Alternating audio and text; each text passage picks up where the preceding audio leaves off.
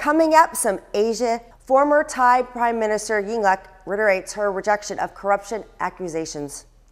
Indonesia rejects a clemency plea of convicted drug offender from Australia. Former Thai Prime Minister Yingluck reiterates her rejection of corruption accusations. Former Thai Prime Minister Yingluck gave a closing statement before the National League Assembly, the NLA, on Thursday, January 22nd, pleading justice for the NLA members and reiterating that she had never had any intention of corruption in the failed rice policy. Thailand's army stacked parliament with a vote on an impeachment hearing against the outstated prime minister on Friday, testing a fragile claim between the rural poor and the royal establishment backed by the Bangkok middle class. A guilty verdict on the charges of declaration of duty could see Yingluck, Thailand's first female prime minister, banned from politics for 5 years. The charges against Yingluck would remove from office for abuse of power in May, concerning her role in a loss-making rice buying scheme that helped her bring her landslide election win in 2011. Instead of trying to put half to the rice scheme, the accusation insisted on continuing the policy which led to accumulation and mass losses to the country, said National Anti-Corruption Commissioner Vincent Manhu, who is leading the impeachment committee. Yingluck once again rejected the accusations by the NACC that her failed rice scheme was source of corruption in the rice industry. I have never thought of cheating, never neglected my duties, or have ever sought a behavior that is demeaning to be involved with corruption, Yingluck said during her closing statement on Thursday. She said the case was politically driven. Banning one which holds a political position which would lead to banning me from politics for 5 years would be a violation to my basic rights, she said. Indonesia rejects a clemency plea of a convicted drug offender from Australia. Indonesia rejected a clemency plea submitted by a convicted Australian drug trafficker on Thursday, January 22nd, a step that could further strain the tense relations between the two countries. Andrew Chan was convicted of drug trafficking in an Indonesian and sentenced to death in 2006. He was arrested along with Myrun Sakumaran in 2005. Sakumaran was also sentenced to death. His clemency appeal was rejected last month.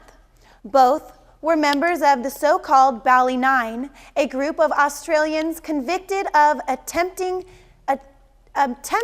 to smuggle heroin. The letter from Indonesia's presidential office stated that there's not enough reason for the clemency to be granted for the native of Sydney. The letter says the appeal of clemency filed by Andrew Chan is rejected. Hassalan Centauri, a spokesperson of Denpasar District Court, told reporters in his office. He said there are a number of other steps that must be taken before an execution date is set. Now we receive the document and we will deliver it to the head of the district court, who will send the letter to prosecutor office and the jail that he is in, said Centauri. Indonesia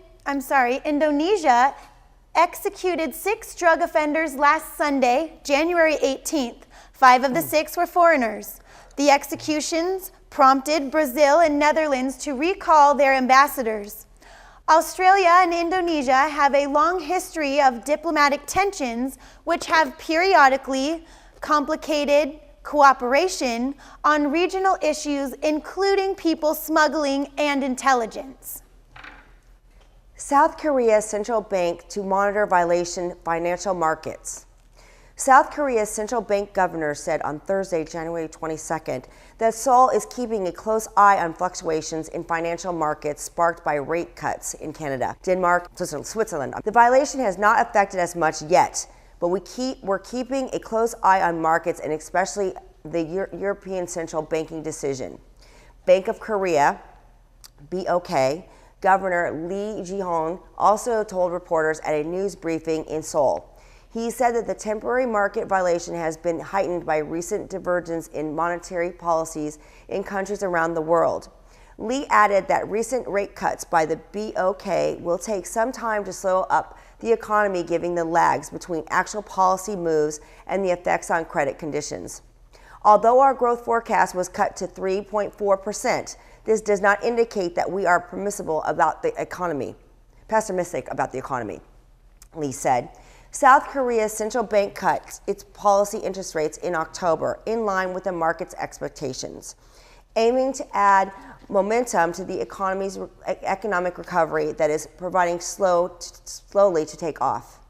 The Japanese government says that it's a difficult situation but won't give in. Japan's government said on Thursday, January 22nd, the current hostage situation was difficult, but they would not give in to the demands issued by Islamic State. The Islamic group released an outline video on Tuesday, January 20th, purporting to show 2 Japanese captives and threatening to kill them unless received $200 million in ransom within 72 hours. While it is indeed a difficult situation, we are doing everything possible to ensure the reason of the hostages. Japan will not cave in to terrorism and will look to continue to contribute to the efforts against terrorism with the international community, said Japanese Chief Cabinet Secretary, top government spokesman Yoshihide Suga. Suga said that while the video had appeared online, Islamic State had not in fact contacted the Japanese government directly.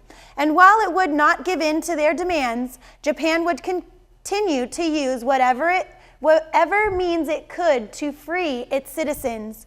Japanese Prime Minister Shinzo Abe had also said the evening before, on Wednesday, January 21st, that Japan will do its utmost to free 2 of its countrymen believed to be held captive by the Islamic State militant group, but added that Tokyo would never give in to terrorism.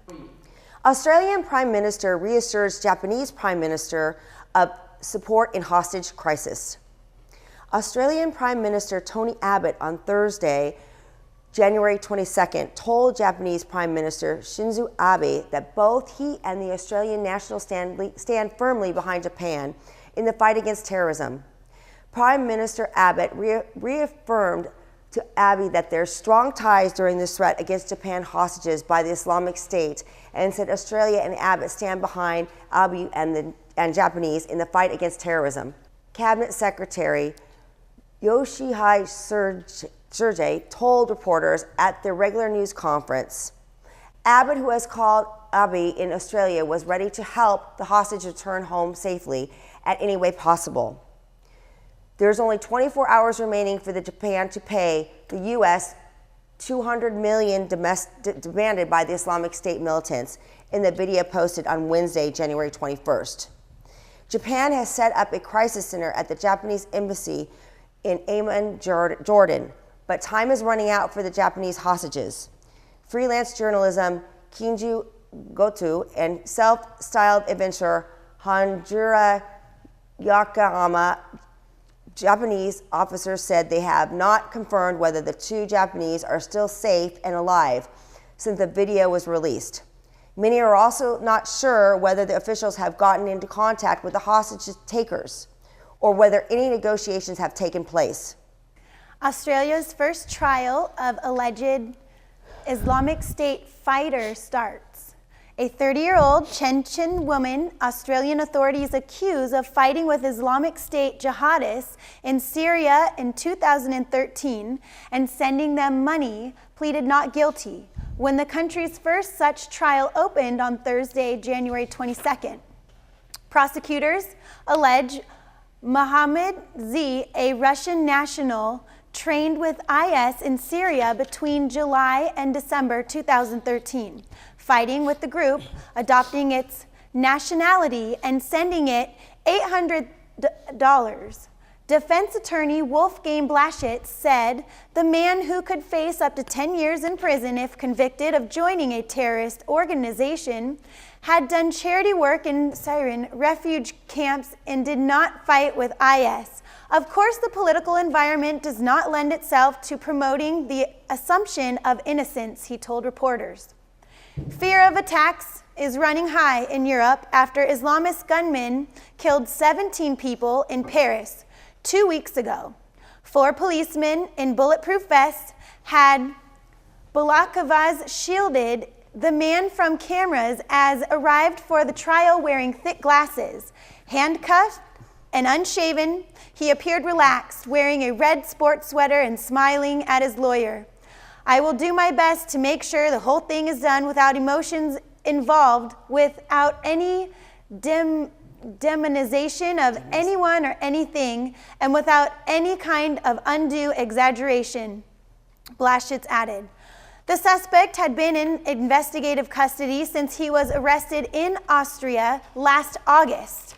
He had traveled from Chechnya to Syria in 2013, but came to Austria in December of that year, after it became too much for him. Blaschitz told reporters around 170 people, half of them Chechens, have traveled from Austria to fight with jihadists in the Middle East. According to Interior Ministry, Austrian police have detained several minors on terrorism-related suspicions. The suspect is also accused of owning pornographic pictures of minors, another allegation he denies.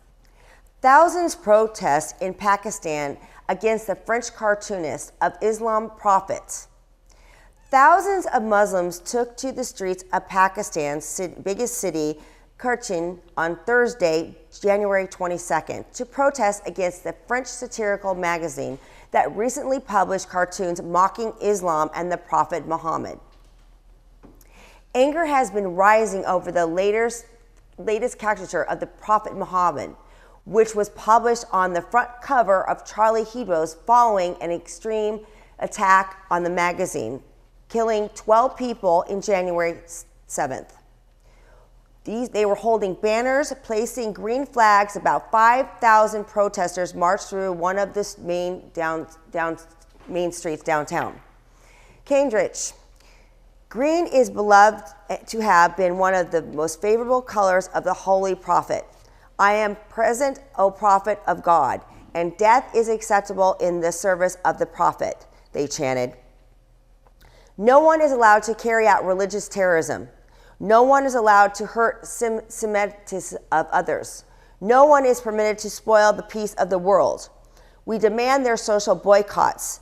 Their products boycott so they realize that they have harmed the peace of the world, said Sawiji Iji Quwad, head of Sunni Tariq Religions Party. Quwad and other clerics led the protests organized by several religious groups. Since any deposition of Prophet Muhammad is demeaning, insulting by Muslims, the cartoons have caused much anger and anguish across deep conservative Pakistan.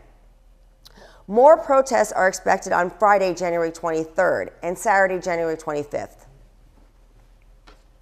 We'll be right back after the commercial for the world news.